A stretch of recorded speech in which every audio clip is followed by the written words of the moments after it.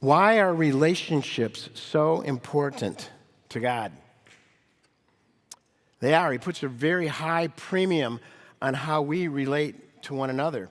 The hallmark of the believer is to be our love for one another, right? They'll know we are Christians by our love. Yes, they'll know we're Christians by, right?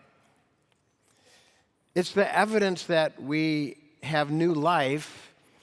And it should be the pattern of us as kingdom citizens to live a different kind of life with a different kind of love. If we've had a changed heart, we should have a changed life. And a changed life should produce changed relationships. Jesus was asked what the greatest commandment of all is. Remember what he said? Love God with all your heart, soul, strength, and mind, and your neighbor as yourself. Interesting, in the Ten Commandments, which he summed up in those two things, the first 4 commands in the Ten Commandments is about our relationship with God, and the last 6 are about our relationships with each other. I think he knew he had to add a couple extra when it comes to our relationship with one another, because that's where the one with him gets lived out in the flesh, isn't it?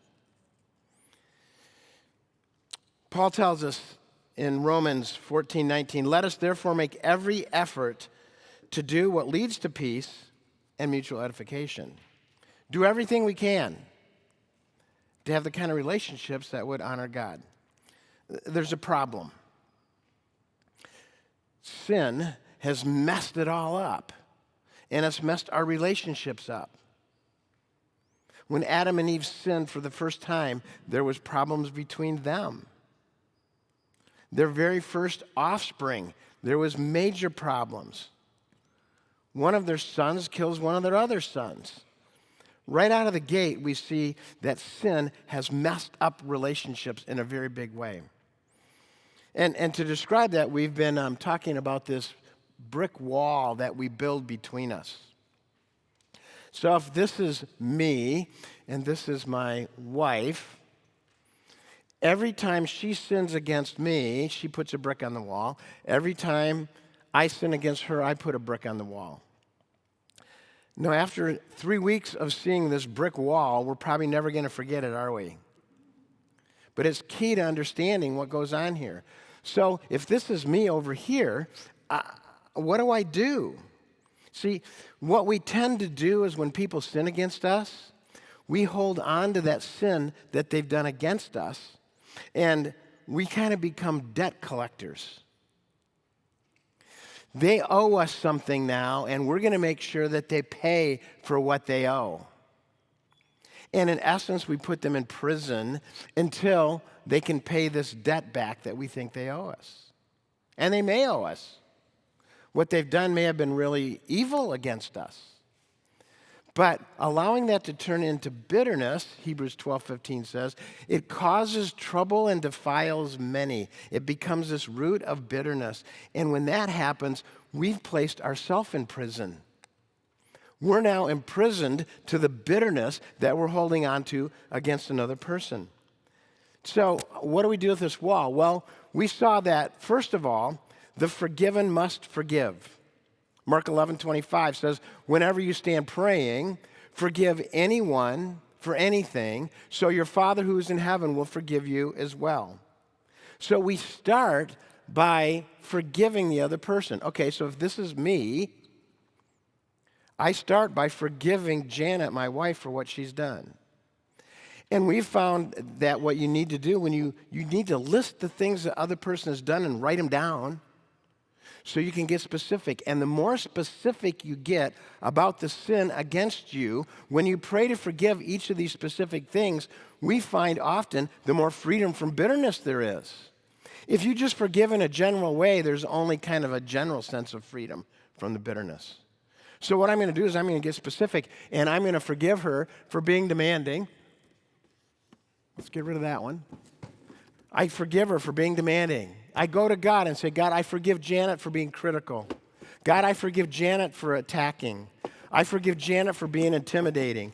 God, I forgive Janet for creating conflict. God, I forgive her for becoming convincing. Now that that side of the wall is done, what are we left with? My side of the wall. I can no longer look at all of the things that Janet did and excuse the things I'm doing. So last week, we saw that this forgiveness is releasing this offender from my bitterness and a wrath that they may deserve. So once that's gone, now what do I do with my side of the wall? We saw last week that the guilty must confess. We looked at Psalm 51 and said, create in me, O God, a clean heart. Have mercy on me, O God, according to your steadfast love, according to your abundant mercy. Blot out my transgressions, wash me thoroughly from my iniquity, and cleanse me from my sin. So we go to God with each one of these things, and we agree with him that it's sin and that we did it. That's all confession is. When we confessed earlier in our service, we just go to God and said, God, I did it and it was wrong.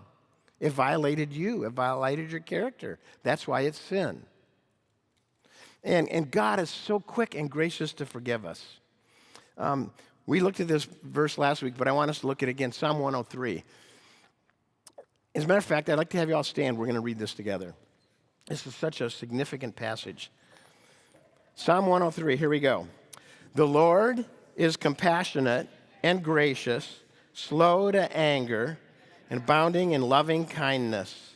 He will not always strive with us, nor will he keep his anger forever. He has not dealt with us according to our sins, nor rewarded us according to our iniquities. For as high as the heavens are above the earth, so great is his loving kindness toward those who fear him. As far as the east is from the west, so far has he removed transgressions from us. Just as a father has compassion on his children, so the Lord has compassion on those who fear him. For he himself knows our frame. He's mindful that we are but dust. Thanks, you may be seated. So God forgives us. And again, the degree that I get specific about my sin and confessing to God often is the degree that I feel freedom from the guilt of that sin. We don't like to get specific on either one of these sides of the wall.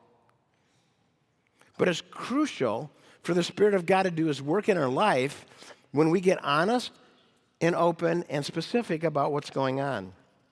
So, we took down one side of the wall. Now, we've dealt with this part of the wall between us and God.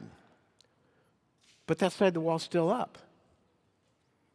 I've cleaned up the slate between me and God. Now I've got to clean up the slate between me and this person who I've had to forgive.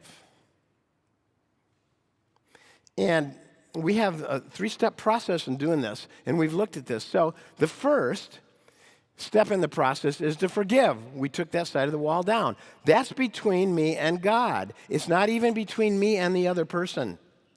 When you stand praying, forgive. Forgiveness is an issue of my heart before God. Granting forgiveness is different. We're going to talk about that today. Okay? But forgiveness is an issue of my heart between me and God. It's unconditional and unilateral. Step 2 is confession, and I'm confessing my sin to God. That's agreeing with God. That's also unconditional, and that's between me and God. By the way, as I see some of you scratching notes and taking pictures, most of the diagrams that we've used in the last few weeks, there's copies of all of those on the table in the back for you today to take home with you if you want to grab them on the way out, okay? So, step 2 now, we go to God and we clean the slate up with God. Step 3 now, we reconcile by seeking forgiveness, by going to the very person now who sinned against us, and we seek forgiveness from them for these things that I put on the wall. Now, this is conditional. This requires 2 people. The first 2 steps are between me and God. This is now where it gets really practical between me and the other person. And you guys, of these 3 steps, this is like the hardest of all of them.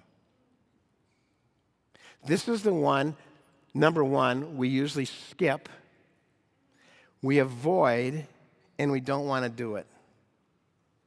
Because it requires incredible humility to go to the very person who sinned against me, and instead of taking the list of all of the bricks they put on the wall and rubbing their face in it, instead I'm coming to the very person who hurt me and asking forgiveness for how I've responded to them.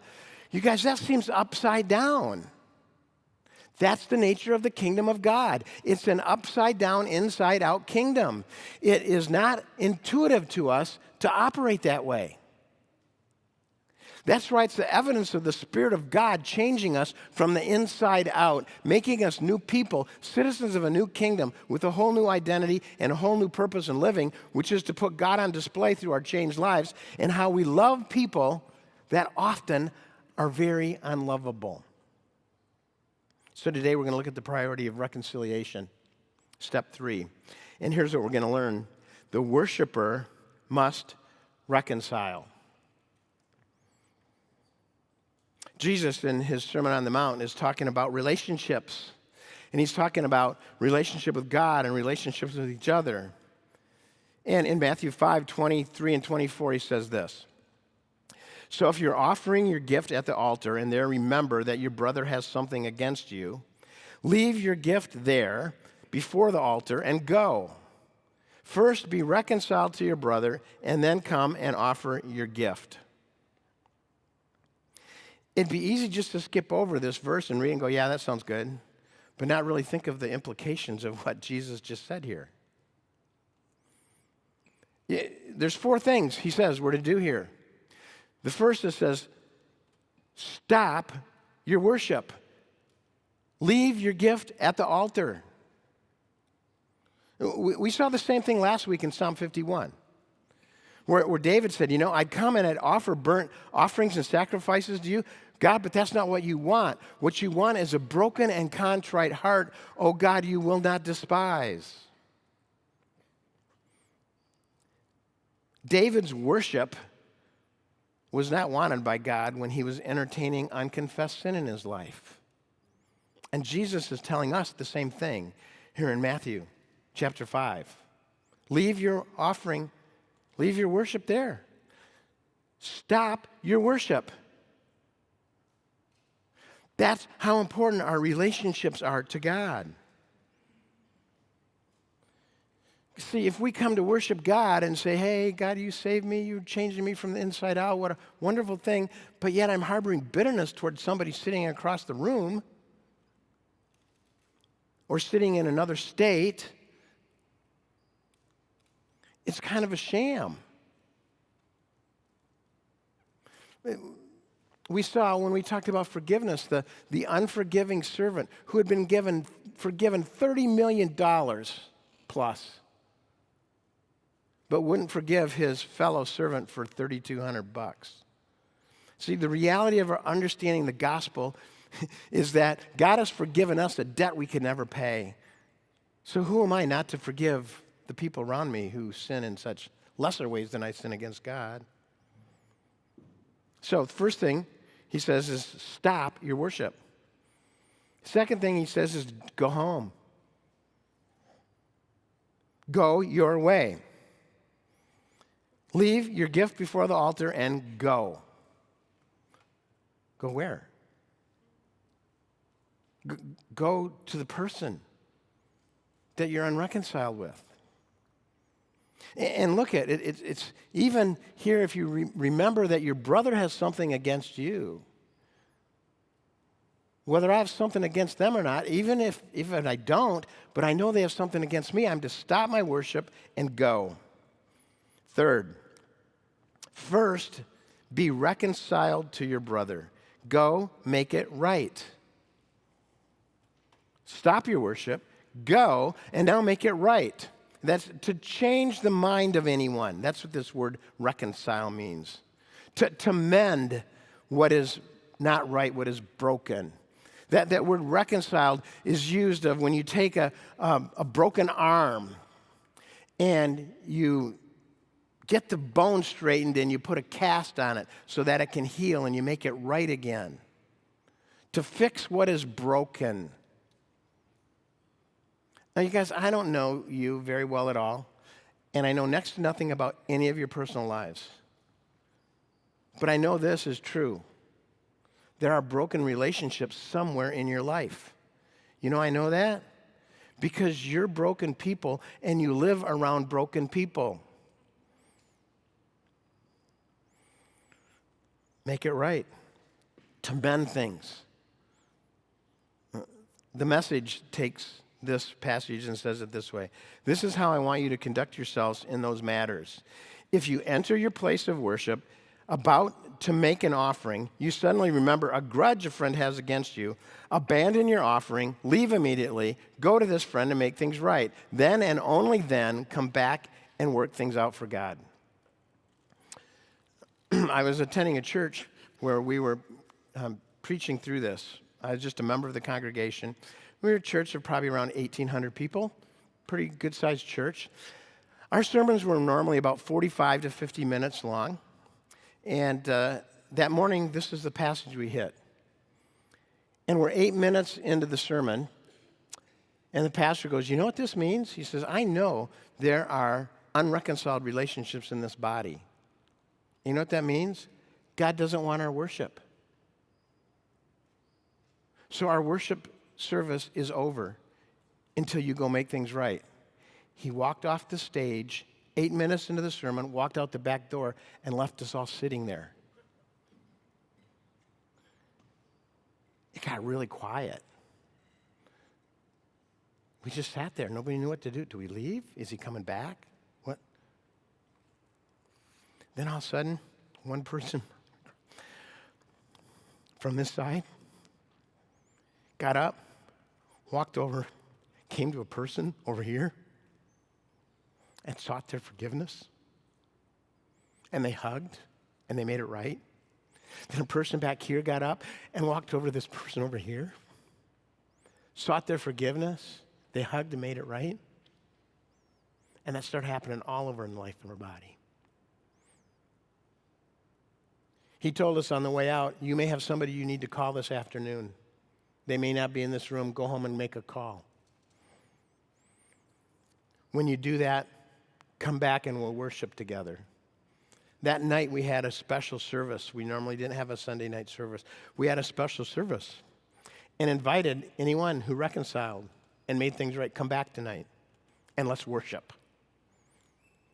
We heard story after story of families that were reconciled. Marriages that were reconciled. Incredibly powerful when all we do is humble ourselves to admit that we sinned against somebody and we go to them and ask their forgiveness. Then, now when you come back to worship, wow. Because the reality of your sin, the reality of God's forgiveness overwhelms you with the incredible grace of God. And now that grace can start spilling out of me into all of my relationships as I extend forgiveness to them and as I seek forgiveness from them. So how do I practically take this part of the wall down now in relationship to the person who sinned against me? Number one, we missed 5 on there for those of you taking notes. I know that's going to bug some of you. Return to worship is number 4, okay? Now, how do I practically do this? Okay, number 1, make a list of these bricks that you put on the wall. We talked about that earlier. Be specific, and specifically the bricks that you know have had a negative impact on this relationship with this other person. Okay, maybe the bricks they put on the wall was really high, and the bricks you put on the wall, your side of the wall, was only this big. But there may have been things you did like you just withdrew from them because what they did was painful. You tried to eliminate them from your life. You harbored bitterness toward them. You avoided them. Those are all the things on your side of the wall. Be specific and be succinct. Now, you don't need to put every single list you've ever committed there. Again, think about this is the sin against this person. And specifically the things that you know and they know have hindered your relationship. So let me give you an example. Say I gossiped to somebody about Janet. But Janet didn't know that. Do I need now to go to Janet and ask her forgiveness for gossiping about her? Well, if she didn't know that happened, how is that going to help reconcile a relationship? As soon as I say, oh, Janet, forgive me for gossiping about you, what's flooding her mind? Well, what did you say and who did you say it to, right? See, our goal here, you guys, is reconciliation. That's our goal. So we're going to take the things of them and seek forgiveness for the things that we know are going to help facilitate reconciliation. Now, if I gossiped about Janet and she knew that I gossiped about her, different deal. Now I need to ask her forgiveness for gossiping about her. Okay? So we take the things on here that affect that relationship with that other person, and we write them down. Number 2, we pray for an opportunity to seek their forgiveness. And start praying like crazy. You know why? Because you're going to find every excuse under the sun to avoid doing this. And often God provides a slap-in-the-face opportunity for you to do this so you can't walk away from it. This is hard. This is a high road of humility. So you pray for a good opportunity, okay? Number 3, introduce what you're doing so they're not caught by surprise. And it might be something like this. I want our relationship to be all that God desires it to be. I've learned some new things about forgiveness, and I have some things that I need to ask your forgiveness for. Okay, so you've introduced what we're doing, so they're not just caught by surprise. Then number 4, you specifically ask forgiveness for the specific things. Will you forgive me for withdrawing from you? Okay, now this is really key. Don't say, I'm sorry that I withdrew from you. See, I could be sorry just because I don't like what it created in our relationship. I could be sorry because I got caught. And when I just say I'm sorry, it doesn't require a response from the other person. When I say, will you forgive me, and I wait for them to either say yes or no, I only know if they've forgiven me if they say yes. If I just say I'm sorry, I may never know if they ever forgave me or not, and we're not reconciled. When we first learned these principles, my son, who's now going to be 32, I don't know how that happened. I'm just glad I'm not getting old at the same rate he's grown up. He was 4 when we first started learning these principles, and we'd always have him say, I'm sorry. You know, when you disobey mommy, you need to say, I'm sorry. At 4 years of age, we said, Blake, we're going to change things now. Instead of saying, I'm sorry, you need to come to mom and say, will you forgive me? And he wouldn't do it. He would ask, I'm sorry all day long. Sorry, mommy, but will you forgive me? At 4 years of age, he recognized and felt that asking, will you forgive me, was something different than just saying, I'm sorry. Because now it requires a response. And guess what? The response might be no. So it's very important to say, will you forgive me for this? Wait till they say yes or no. Then go to the next one. Will you forgive me for this? Now, you want to be succinct. If you come in with 5 pages of single-spaced things that you're going to ask their forgiveness for, it's probably going to overwhelm them.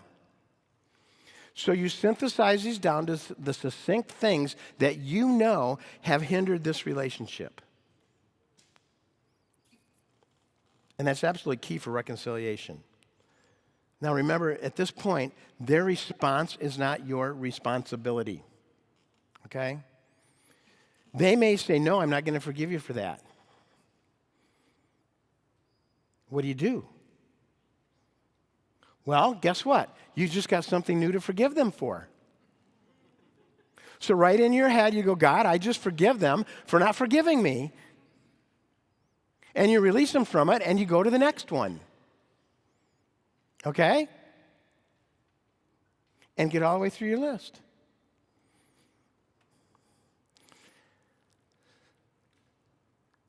Man, this is hard. Because I'm going to the very person who hurt me, And instead of rubbing their face in their sin, I'm acknowledging my sin before them and asking them to forgive me. Boy, is that upside down, backwards, and counterintuitive to all of us. Let me tell you a story. This is Melody's story. I went through CTO and was challenged to ask my former spouse's forgiveness. Ooh, that's a high calling. He not only left me for another woman, but tried turning my children against me and stabbed me with evil action again and again. I worked very hard to forgive and not become bitter, but my CTO coach spotted residual resentment in my conversation about him. She was whining about him all the time. That's a pretty good indication that maybe you haven't forgiven. Okay? She challenged me to pray about an opportunity to seek his forgiveness. That rare occasion came when my daughter got married. I saw him many times that day and was not able to bring myself to ask his forgiveness. My coach asked me to pray for another opportunity. I responded, I never see him. Within a few days, I got a call from my daughter that she was having a get-together with the family when I was visiting there. I knew this was it, so I began praying for the right words. God is so creative. He can find these incredible ways to provide the opportunity for us to obey him, even when I'm not willing to do it. I call it the slap-in-the-face opportunity. God opened the door for the moment in the words.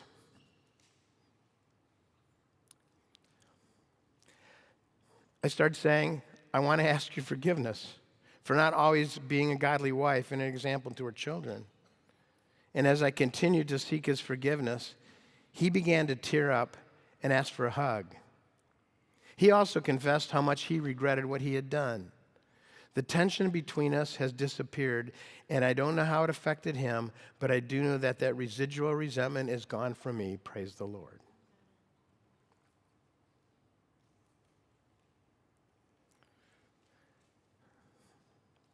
One author says this, true worship is not enhanced by better music, better prayers, better architecture, or even better preaching. True worship is enhanced by better relationships between those who come to worship. Worship may be improved by our staying away from church until we have made things right with those with whom we know our relationship is strained and broken. Okay, so let's look at our forgiveness process again. Step 1, I forgive. Step 2, I confess my sins to God. Step 3, I go to that person and I seek forgiveness for every one of these things individually. And when I do that, forgive me for escaping, forgive me for denying things, for minimizing, for withdrawing, for avoiding conflict, for being a people pleaser. The wall's down. Okay, you know what's crucial now? Don't rebuild the wall. You've taken the wall down. Our tendency then is going to be, when they sin against us, to let a brick appear and then respond in sinning against them, and we rebuild the brick wall. Once you've taken the wall down initially, you've got to keep short accounts. Don't let bricks keep piling up. See, forgiving and confessing and seeking forgiveness in a lot of our relationships may be a daily event. When you're sinned against, what do you do with it? Don't let it sit there. Forgive. When you sin against them, don't let that sit there. Because you can't go back to church until you deal with it.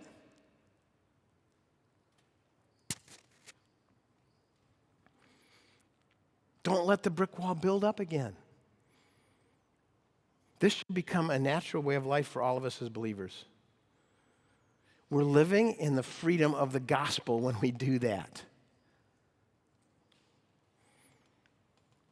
Go, but what if they don't want to be reconciled?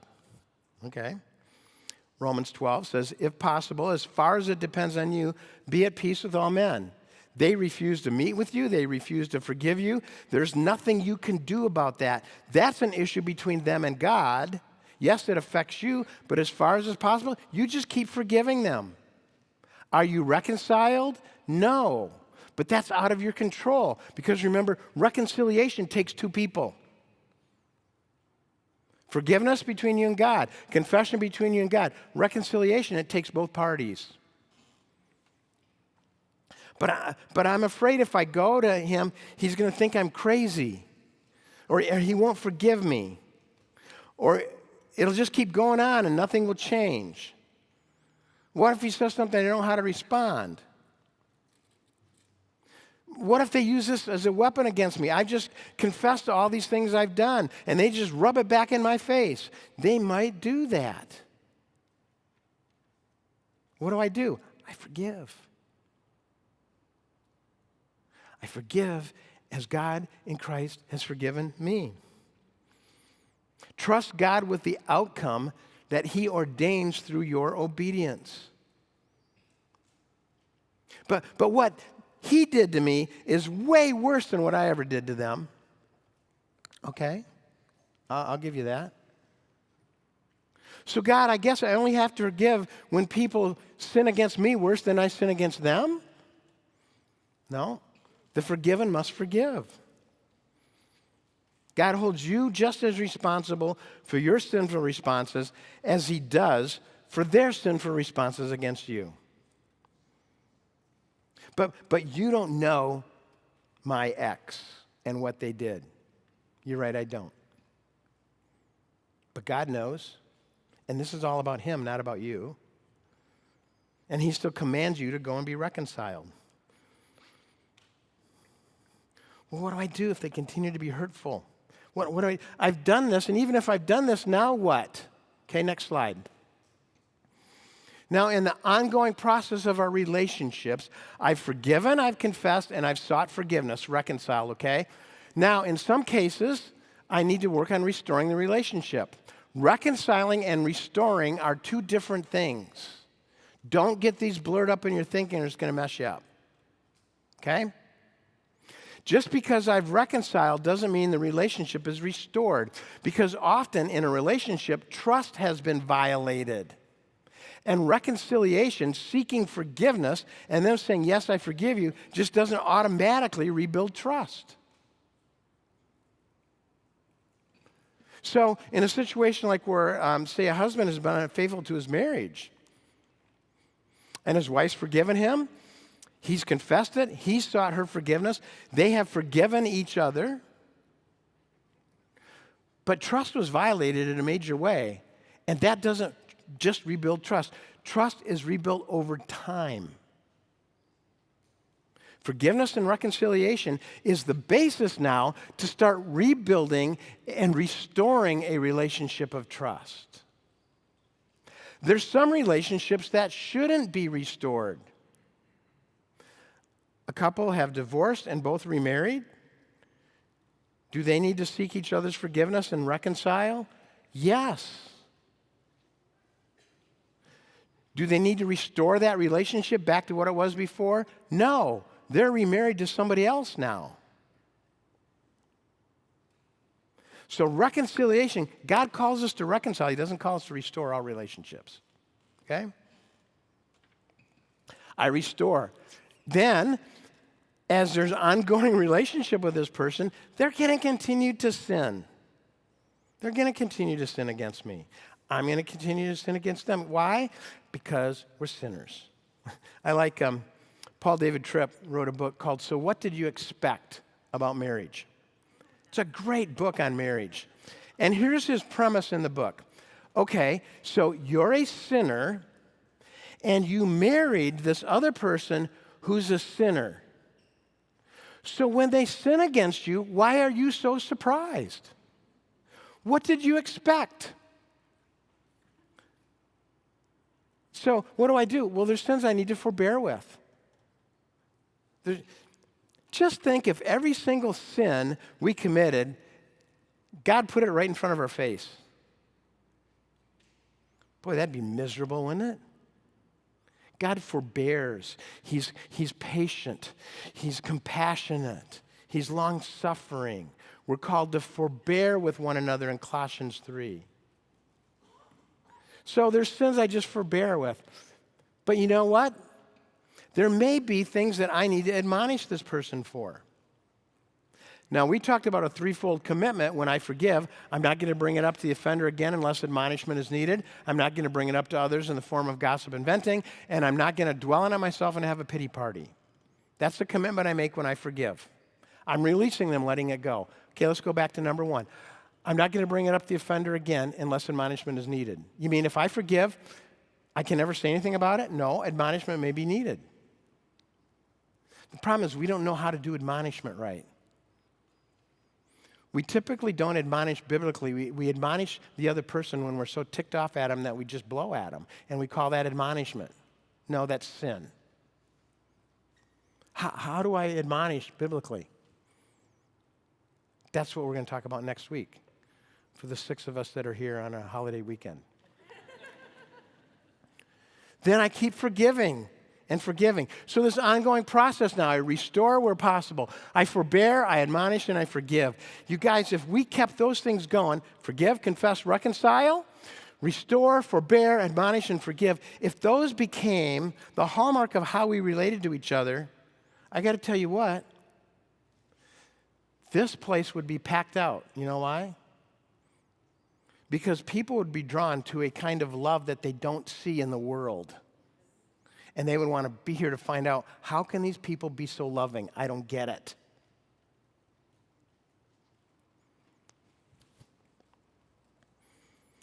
This kind of forgiveness is hard. Here's why. We must let go of the very thing that justifies our selfishness. I think this is on the next slide. Maybe it is. Nope, it's not. Sorry, I didn't put these up. Okay. We must let go of the very thing that justifies our selfishness. You see, it kind of feels nice to be bitter toward another person. It's kind of self-justifying. I got to let go of that. I have to consider the other person as more important than myself. Philippians 2. Do nothing out of selfish ambitions or vain conceit, but in humility consider others more important than yourself. Each of you should look not only to your own interest, but also to the interests of others. Number 2, we must leave justice up to someone else at some later time. It's not fair that they get away with this. I forgave them, and I went and sought forgiveness, and they haven't changed. This isn't fair. Somebody needs to bring justice here. You're right, somebody does, but it's not you. God says we're to revoke revenge. He says, vengeance is mine. Someday, God will make all things right. And he will bring justice to the unjust things that have been done to you.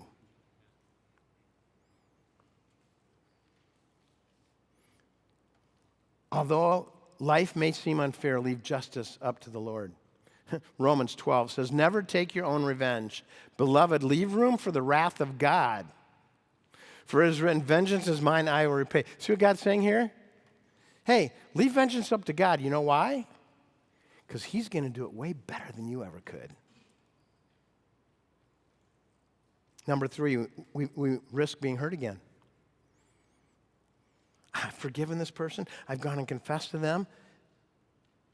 They've forgiven me for what I've done, but they haven't owned up to anything that they did, and they've gone and done it again. See, I risk being hurt again. Matthew 5, you've heard it said you should love your neighbor and hate your enemy, but I say to you, love your enemies and pray for those who persecute you. Some of you guys are sitting there saying, I could never forgive and love my spouse. Well, you know what? You may not be able to love them as your spouse, but you're going to have to love them as your enemy. You can't get away from loving them. God's called you to love. Lots of verses on that, being risk hurt again. We live in a fallen, sinful world expect to be misunderstood and mistreated. Number 4, we must give up our expectation that the other person is going to change. I've done all this and they haven't changed. Only God can change a heart. Take responsibility for your actions and pray about your desires for what you'd like to see in the other person. But you've got to leave that up to God because only God can change a heart. Number 5, we must love unlovable people. It's really easy to love lovable people. It's the unlovable ones that are hard. You know what I find? God always has at least one unlovable person in my life just to keep me fresh at practicing how to love an unlovable person. And about the time that person starts becoming lovable or somehow disappears out of my life, God replaces them with another one.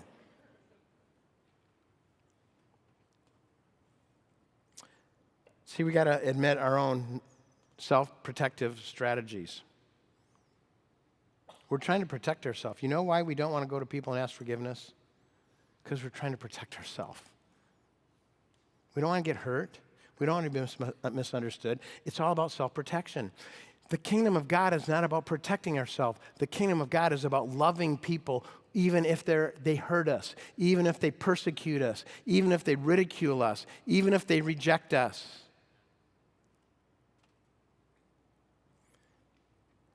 And then we must acknowledge our own need of forgiveness. I can't go to my wife and seek her forgiveness without being convicted in some way about how I have sinned against her as well. We don't like to go seek forgiveness because it exposes our own need to ask forgiveness and our own need for forgiveness from God.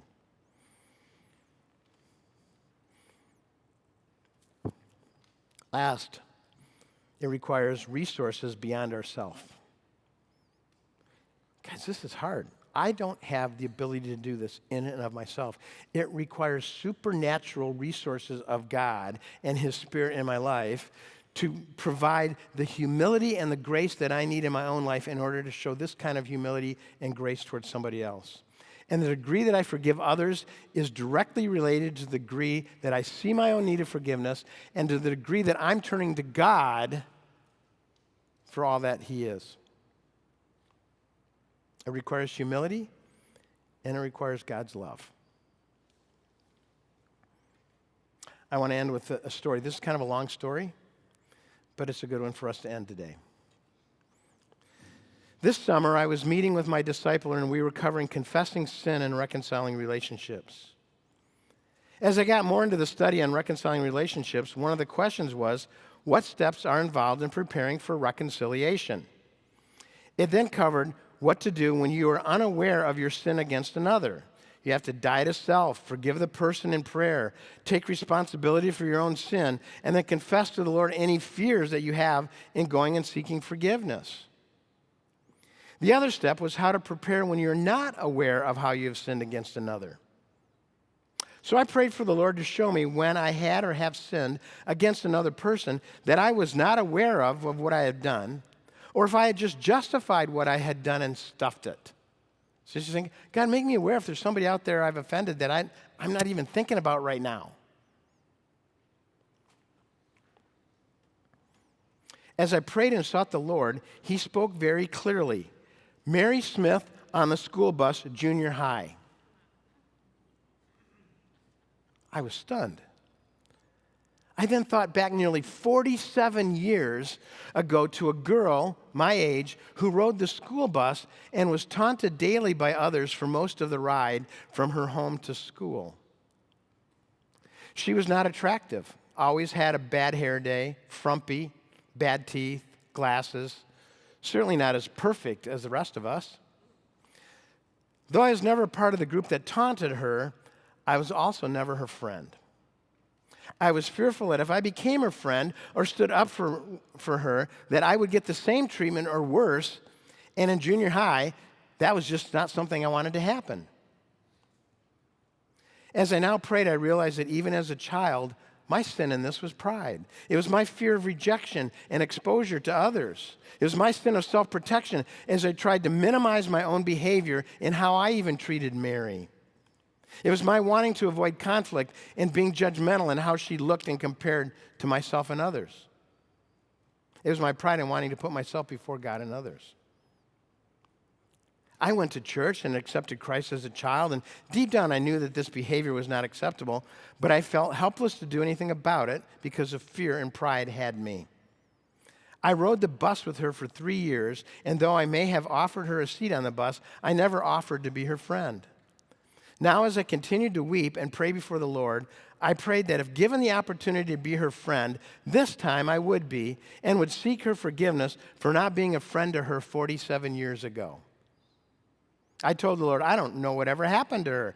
If she's alive or dead, I don't even know where she lives. But I know that you know all about her, and if you will allow our paths to cross, I will be her friend. In the late summer, I volunteered to lead a group of 9 to 10 other women who would meet once a month for fellowship and building relationships. I was given a list with the names of my 9 ladies prior to our first get-together. We met that night, and of my group of 10, 4 of the ladies were not able to attend. I called those 4 the next day and left a voicemail message telling them I would be the person leading their group and where and when our next time together would be. One lady, Mary Edwards, called me back several days later saying she was unable to make the meeting but would come in October. I told her I had a card for her to complete and I would get it to her.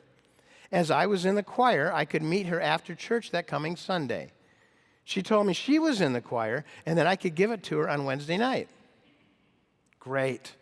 We looked for each other on Wednesday.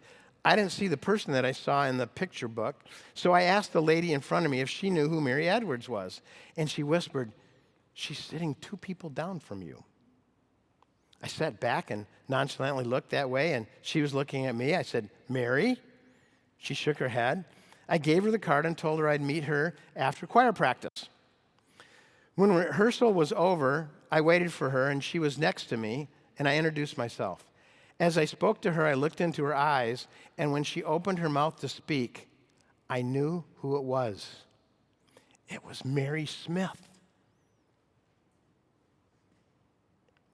I knew the voice, and I saw her, but I was confused as apparently she was single, and her name was Mary Edwards. I touched her arm and asked with a shaky voice, "What was your name before Edwards?" She replied, "Mary Smith."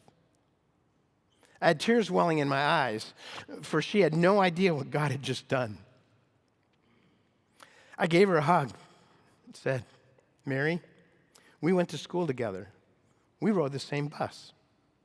She asked me what my name was, and I told her, and she smiled and said she remembered me. We spoke a bit more, and then we left to go home. I was beside myself as I drove the 20 minutes home. I laughed. I cried. I praised God. It was 47 years ago. I'm convicted of my sin this summer. God brings her into my life in the fall. We go to the same church. We sing in the choir. We're both altos. God knew. My CTO notebook noted that for reconciling relationships, if you don't have any way to contact the offended party, pray for a means to find that person. God knows where he or she is. Yes, he certainly does. God gave me her name and in the early summer, and then he knew where she was and what he was about to do. I'd been going to church with her since January, but he never let me see her until I heard her voice, and then God removed the veil from my eyes. She and I have now met a few times and have talked. I told her that she was not going to understand, but I wanted to ask her forgiveness for not being her friend on the bus, for allowing my self-protection and fear and my sin to keep me from being there for her. She told me that I had never caused her any hurt and that it wasn't necessary for me to ask her forgiveness. But I shared with her that even as a young person, I knew that what was happening was not right, and my fear of rejection and my own pride and sin kept me from standing by her, and I was sorry and asked again for her forgiveness, and she granted it to me. She then wanted to know how all of this came about, so I shared with her all the story about how God answered my prayer. Now, I'm not saying you need to go back to every person in the world that you've ever sinned against and make it right. We don't have enough years left to be able to do that, you guys. But if you start praying, God, is there somebody that I'm not right with? We got enough people that we're not right with that we know about. Let's start there, right? Let's make those right. But be praying, God, if there's somebody else. And I've watched God this do in my own life. He brought to mind a person I needed to go seek forgiveness for that I hadn't seen in years. And he provided all the opportunity for it to happen. God is really creative at how he does that. So that's it. I forgive. I own up to my own sin. I ask forgiveness. So if they don't do anything, if they don't ask anything back, do they just get off the hook? Next week, what does biblical admonishment look like, and how and when do I do that? Let's pray. God, thank you for your incredible love in our lives. Thank you for yanking us out of the kingdom of darkness and bringing us into the kingdom of your Son. Thank you for giving us for a debt that we could never pay back. God, thank you that you have given us this incredible gift of being able to forgive others and to reconcile by asking forgiveness. God, may our relationships truly reflect what kingdom citizens should love like. And we pray to that end. Amen.